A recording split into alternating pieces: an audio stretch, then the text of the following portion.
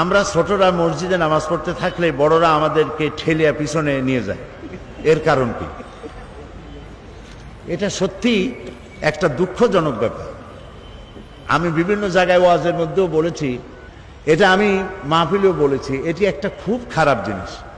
বাচ্চারা মাদ্রাসায় কি বলে, মসজিদে গেলে পরে মুরব্বীরাই সরে যাও সরে যাও, চোখ মোটা করে ধমক দিয়ে ঠেলে ঠেলে পিছনে নিয়ে যায়। এটি খুবই খারাপ।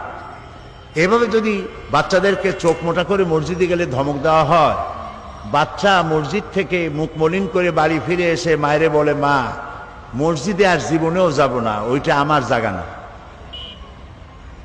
এই জন্য যারা বাচ্চা নিয়ে যান তাদেরই উচিত, আর যারা বাচ্চা নাও নিয়ে যান তাদেরও উচিত বাচ্চাদের প্রতি স্নেহের আচরণ করা, তাদেরকে সুন্দর করে দাঁড় করিয়ে দেওয়া।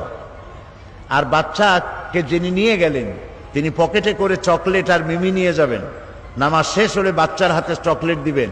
বাচ্চা ভাববে মসজিদে আসলে চকলেট পাওয়া যায়, মসজিদের দিকে আকর্ষণ বাড়বে, ঠিক না? এই জন্য বাচ্চাদেরকে চোখ মোটা করা, ধাক্কা দেওয়া, পিছনে ঠেলে দেওয়া, এটা কোনো ভদ্র জনোচিত কাজ নয়। রাসূলুল্লাহ এই ধরনের করেন নাই।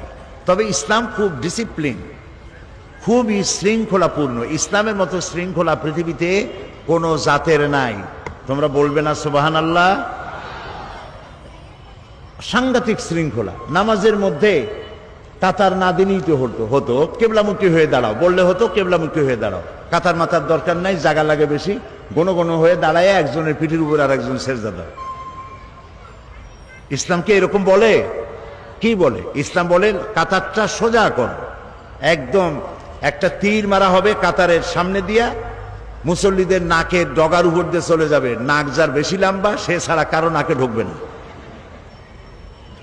লাইন এত সোজা হতে হবে। যে লাইন যে সোজা হলো, এই সোজা লাইনটা ইসলাম চায়, এটা ডিসিপ্লিন, এটা সৌন্দর্য। এখন বাচ্চারা গেলে পরে, একেবারে ছোট বাচ্চা, সে যদি লাইনে দাঁড়ালো, এই লাইনটা দেখতে কি সুন্দর হবে না একটু অসুন্দর হবে? বলো? একটু অসুন্দর হয়ে যায়, উঁচা নিচু এরকম হয়ে যায়। এই জন্য নিয়ম হলো বাচ্চারা যদি যায়, বাচ্চাকে যে নিয়ে যাচ্ছে তার উচিত বাচ্চাকে নিয়ে লাইনের এক পাশে গিয়ে দাঁড়ানো, মাঝখানে নয়। আর পিছনে ঠেলে দেওয়া, একেবারে পিছনে নিয়ে যাওয়া, এটা ঠিক নয়। যে নিয়ে যাবেন অথবা যে ছেলে আসছে একা, তাকে ওই কাতারের লোকেরা কাতারের এক কোনায় নিয়ে নিজেদের কাতারেই রাখবেন। মাঝখানে রাখলে একটু ডিস্টার্ব হতে পারে।